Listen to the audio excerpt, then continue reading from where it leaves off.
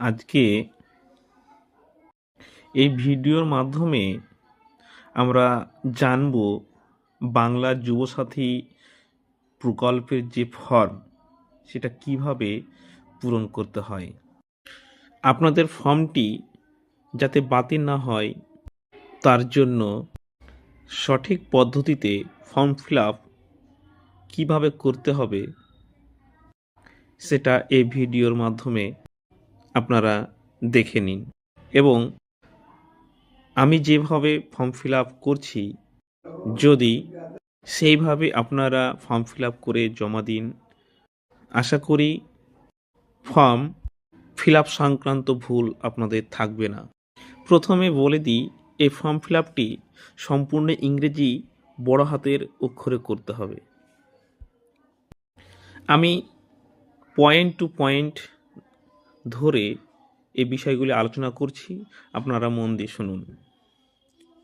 প্রথমে আছে দুয়ারে সরকার রেজিস্ট্রেশন নম্বর। এই ঘরে আপনাদের কিছু বসার দরকার নেই। দুয়ারে সরকার যে ক্যাম্প বসবে সেখানে ওনারা তাদের রেজিস্ট্রেশন নাম্বার বসিয়ে দিবেন। তারপরে আছে আধার নাম্বার। আপনার যে নিজস্ব আধার নাম্বার আছে নাম্বারটি আমি কিভাবে বসাতে হবে একটা উদাহরণস্বরূপ নাম্বার বসিয়ে দিয়েছি, আপনারা সেম টু সেম এইভাবেই পূরণটা করবেন। তারপর আছে বেনিফিশিয়ারি নেম। আপনার মাধ্যমিক যে অ্যাডমিট কার্ড যা বানান আছে সেই বানান অনুযায়ী আপনি ঘরে ফিল আপ করবেন। তবে বলি, দুটো বানানের ক্ষেত্রে মাঝে একটা স্পেস রাখাই ভালো। আমি দেখুন ভিডিওতে কিভাবে স্পেসটা দিয়েছি। তারপরে আছে মোবাইল নাম্বার, আপনার মোবাইল নাম্বারটা দিবেন। তারপরে আছে ইমেল আইডি, ইমেল আইডি আপনার নিজস্ব একটা ইমেল আইডি দিবেন। তারপর আছে জেন্ডার, সেটা আপনি পুরুষ হলে পুরুষের জায়গায় টিক চিহ্ন দিবেন, মহিলা হলে মহিলা জায়গায় টিক চিহ্ন দিবেন। তারপর আছে ডেট অফ বার্থ, মানে জন্ম তারিখ। দেখুন আমি দিয়ে দিয়েছি একটা উদাহরণস্বরূপ, আপনার যে ডেট অফ বার্থ সেই অনুযায়ী আপনি বসাবেন। তার সাইডে আছে তারিখের বয়স, বছরের এটা গণনা করতে হবে যে এই যে 1/4/2026 সে অনুযায়ী আপনার বয়স কত হচ্ছে। উদাহরণস্বরূপ আমি একটি দিয়েছি 30 বছর। তারপর বলছে ফাদার্স নেম, মানে যিনি অ্যাপ্লাই করছেন তার পিতার নাম কি, সেটা আপনারা আপনাদের ডকুমেন্টস অনুযায়ী বসাবেন। মাদার্স নেম সেটাও বসাবেন। যদি যিনি অ্যাপ্লাই করছেন যদি তিনি মহিলা হয়ে থাকেন তাহলে তার স্বামীর নাম পরবর্তীতে, আর যদি পুরুষ হয়ে থাকেন তাহলে তার স্ত্রীর নাম দিতে হবে। এই যে স্পাউস নেম, স্বামী বা স্ত্রীর নাম যেখানে আছে সেই ঘরটা আমি ফাঁকা রেখেছি, আপনারা এটা ফিল আপ করে নেবেন। তারপর আসছে ইম্পর্টেন্ট একটা পয়েন্ট, যে আপনি কোন ক্যাটাগরির মধ্যে পড়ছেন, এসসি, এসটি, ওবিসি না জেনারেল। যদি জেনারেল থাকেন তাহলে এই ঘরটা ফিল আপ করার কোনো দরকার নেই। যদি এসসি বা এসটি বা ওবিসি হয়ে থাকেন তাহলে এই ঘরটা আপনাকে ফিল আপ করতে হবে। দেখুন লেখা আছে সার্টিফিকেট নম্বর। সার্টিফিকেট নম্বর যে ঘরগুলো আছে আমি একটা উদাহরণস্বরূপ দিয়েছি। আপনার যে সার্টিফিকেটই থাকুক না কেন সেই সার্টিফিকেট একটা ডিজিটাল নাম্বার হয়, সে নাম্বারটা আপনার এখানে বসাতে হবে। তারপরে আসছে ম্যারিটাল স্ট্যাটাস, মানে আপনি বিবাহিত না অবিবাহিত। যদি আপনি অবিবাহিত হন তাহলে প্রথম কটা টিক করতে হবে, যদি আপনি বিবাহিত হন তাহলে 3 নম্বরটা আপনাকে টিক করতে হবে। তারপরের পয়েন্ট আসছে আপনার পুরো ঠিকানা। প্রথমে আছে ভিলেজ বা টাউন বা গ্রাম বা শহর যেটাকে বলছে, সেখানে আপনি আপনার গ্রামের নাম লিখবেন। উদাহরণস্বরূপ আমি একটা নাম লিখিয়ে দিয়েছি। পোস্ট অফিসের নাম লিখবেন, আপনার যেটা হয় সেটা লিখবেন। তারপর আছে জিপি বা ওয়ার্ড, আপনি আপনার গ্রাম পঞ্চায়েতের নাম লিখবেন। তারপরে আছে ব্লক নম্বর, আপনি আপনার ব্লক নম্বর লিখবেন। পুলিশ স্টেশন লিখবেন, ডিস্ট্রিক্ট লিখবেন আপনি। তারপরে দিতে হবে পিনকোড, তারপর দিতে হবে স্টেট। স্টেটটা ফিল আপ করতে হবে না, অলরেডি ফিল আপ করা থাকবে ফর্মে। দেখুন আমি উদাহরণস্বরূপ দিয়ে দিয়েছি কীভাবে লিখতে হবে, সেই অনুযায়ী করবেন।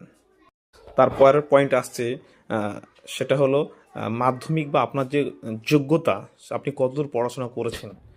যদি দেখুন সেখানে লেখা আছে বোর্ড নম্বর বা বোর্ড নেম, সেখানে লেখা আছে WBSSC, CBSC, ISC, WBBME, মানে আপনার যেটা বোর্ড নেম হবে সাধারণত আমাদের পশ্চিমবাংলার প্রথম কার্ডটাই হয় WBBSE, সেটা তার উপরে লেখা আছে দেখুন রোল নম্বর। আপনি মাধ্যমিক দেওয়ার সময় আপনার যে অ্যাডমিট কার্ড এসেছিলো সেখানে আপনার সুন্দর করে রোল নম্বরটা লেখা থাকবে, রোলটা আলাদা করে লিখতে হবে, নম্বরটা আলাদা করে লিখতে হবে। একটু দেখে নিন যে আমি কিভাবে দিয়েছি, সেম এভাবেই লিখতে হবে। মাধ্যমিকের পরেও যদি আপনার কোনো হায়ার কোয়ালিফিকেশান থেকে থাকে তাহলে সেটা আপনি লিখে দেবেন। দেখুন আমি লিখিয়েছি, একটা গ্র্যাজুয়েশন নেম দিয়েছি। তারপর পয়েন্ট আসছে প্রেজেন্ট অকুপেশন, মানে আপনি বর্তমানে কি করেন, আপনি যেটা করেন সেটা লিখবেন। তারপরে আসছে আমাদের প্রত্যাশিত ব্যাঙ্ক অ্যাকাউন্ট, যেখানে এই 1,500 টাকা করে ঢুকবে, ব্যাঙ্ক অ্যাকাউন্ট ডিটেলস। প্রথমে আছে ব্যাঙ্ক নেম, মানে আপনার যে ব্যাঙ্কের অ্যাকাউন্ট আছে সেই ব্যাঙ্কের নামটা লিখবেন। তারপর আছে ব্যাঙ্ক ব্রাঞ্চ নেম, মানে যে ব্যাঙ্কের শাখা, সে শাখার যে নাম, গ্রামের নাম, সেটা এখানে দিতে হবে। তারপর আছে 3 নম্বরে ব্যাঙ্ক অ্যাকাউন্ট নম্বর, আপনার যে ব্যাঙ্ক অ্যাকাউন্ট নম্বর আছে বই দেখে দেখে আপনি টুকে নেবেন। তারপর আছে IFSC কোড, সেটা আপনার ব্যাংকের যে পাসবুক আছে সেটাতেই লেখা থাকবে, একটু দেখে নিন। এটা স্টেট ব্যাংকে দেওয়া আছে, আমি একটা উদাহরণস্বরূপ এখানে দিয়েছি। তারপরের পয়েন্টটা খুব ইম্পর্টেন্ট, এখানে আছে যে অন্য কোনো সরকারি সাহায্য পান কিনা রাজ্য সরকার প্রদত্ত শিক্ষাগত সুবিধা বা বৃত্তি ছাড়া, মানে আপনি বিভিন্ন যদি স্কলারশিপ পেয়ে থাকেন সেগুলো বাদ দিয়ে যদি অন্য কোনো ভাতা বা অন্য কিছু পেয়ে থাকেন সেক্ষেত্রে আপনাকে হ্যাঁ জায়গায় টিক মারতে হবে। যদি না পেয়ে থাকেন, শুধুমাত্র স্কলারশিপে টাকা পেয়ে থাকেন, তাহলে আপনাকে না করতে হবে। এভাবে আপনার ফর্মটা ফিল আপ কমপ্লিট করতে হবে। শেষে আপনি দেখুন কিছু ঘোষণাপত্র আছে, হ্যাঁ, সেগুলো কিছু করার দরকার নেই।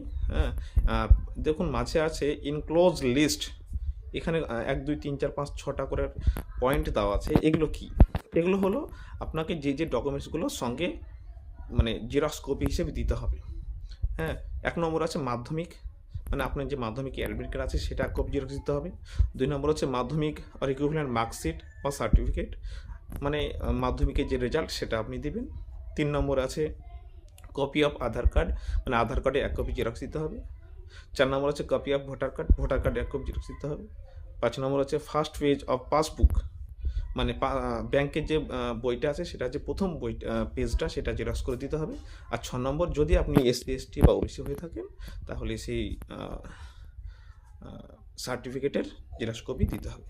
প্রত্যেকটা ডকুমেন্টসে কিন্তু নিজস্ব সই করে দিতে হবে। আর শেষে দেখুন লেখা আছে আবেদনকারীর স্বাক্ষর, সেখানে আপনি একটা সই করে দেবেন।